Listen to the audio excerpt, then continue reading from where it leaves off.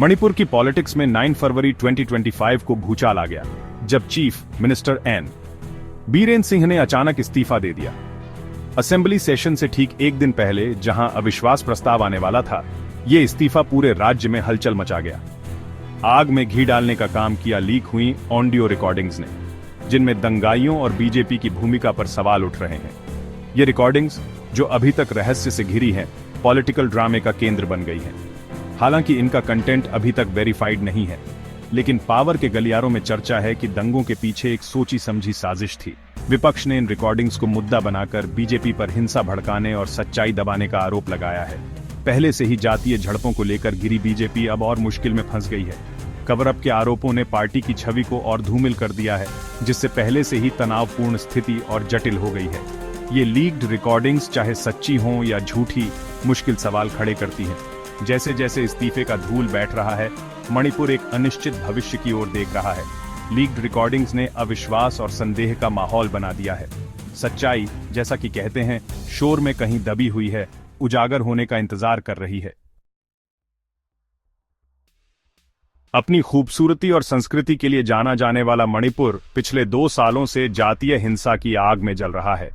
मेइती और कुकी जो हमर समुदायों के बीच टकराव, जिसकी जड़ें पुरानी दुश्मनी और सामाजिक आर्थिक असमानताओं में हैं, ने राज्य को बर्बादी की कगार पर ला खड़ा किया है। इस हिंसा से लोगों का जीवन उजड़ गया है, गांव जला दिए गए हैं, परिवार बिखर गए हैं और राज्य का सामाजिक ताना बाना टूट गया है। बढ़ते तनाव ने मणिपुरी समाज में गहरे बंटवारे को उजागर किया है, जिससे सुलह की राह मुश्किल हो गई है। राजनीतिक उथल पुथल ने शांति बहाली की चुनौतियों को और बढ़ा दिया है। मुख्यमंत्री के इस्तीफे और लीक हुई रिकॉर्डिंग्स पर संदेह के बादल मंडरा रहे हैं। राज्य नेतृत्व और शासन के संकट का सामना कर रहा है। एक स्थिर सरकार की अनुपस्थिति लोगों में अनिश्चितता और आशंका की भावना को बढ़ाती है। डर और अविश्वास के इस माहौल में एक ऐसा समाधान खोजना जो संघर्ष के मूल कारणों को दूर करे और मणिपुर में स्थायी शांति लाए, एक कठिन काम लगता है। हिंसा के निशान गहरे हैं और अतीत के घावों को भरने के लिए सभी पक्षों से सहानुभूति, समझ और सच्ची प्रतिबद्धता की आवश्यकता होगी। मणिपुर संकट से पहले से ही घिरी बीजेपी के सामने अब राज्य में शांति और स्थिरता बहाल करने की चुनौती है। एन बीरेन सिंह का इस्तीफा, जो पार्टी आलाकमान के दबाव में आया था, स्थिति की गंभीरता को दर्शाता है। पार्टी के बड़े नेता, जिनमें अमित शाह और जेपी नड्डा शामिल हैं, नए नेता की तलाश में हैं जो राज्य को एकजुट कर सके। उत्तराधिकारी की तलाश महत्वपूर्ण है। मणिपुर के नाजुक जातीय संतुलन और आदिवासी और गैर आदिवासी दोनों समुदायों को खुश करने की आवश्यकता को देखते हुए लीक हुई रिकॉर्डिंग्स के आरोपों ने बीजेपी की चुनौती को और बढ़ा दिया है। हालांकि पार्टी ने किसी भी गलत काम से इनकार किया है, लेकिन कवर अप के आरोपों ने जनता के गुस्से और अविश्वास को बढ़ावा दिया है। बीजेपी को इन चिंताओं का समाधान करना होगा, पारदर्शिता और जवाबदेही दिखानी होगी, ताकि लोगों का विश्वास फिर से जीता जा सके। मणिपुर में बीजेपी के लिए आगे की राह चुनौतियों से भरी है। पार्टी को कानून व्यवस्था बनाए रखने, विभिन्न समुदायों की शिकायतों को दूर करने और राजनीतिक प्रक्रिया में विश्वास बहाल करने के बीच एक नाजुक संतुलन बनाना होगा।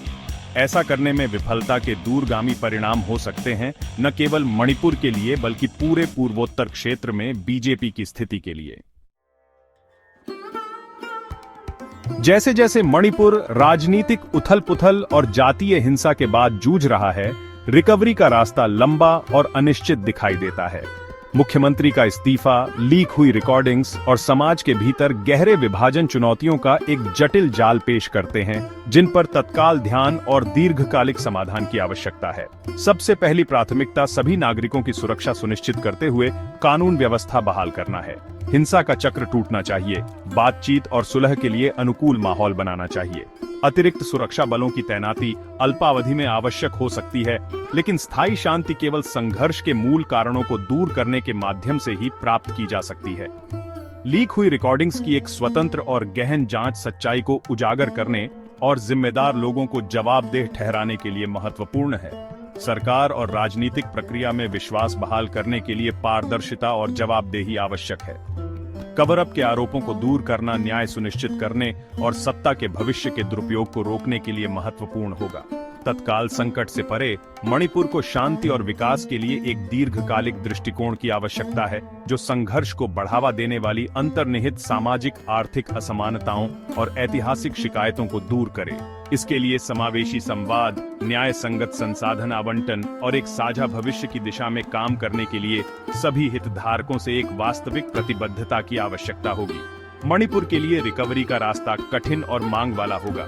इसके लिए राजनीतिक इच्छा शक्ति, सामाजिक उपचार और समाज के सभी वर्गों के सामूहिक प्रयास की आवश्यकता होगी। मणिपुर का भविष्य हिंसा और विभाजन के चक्र पर शांति, न्याय और सुलह का रास्ता चुनने पर निर्भर करता है।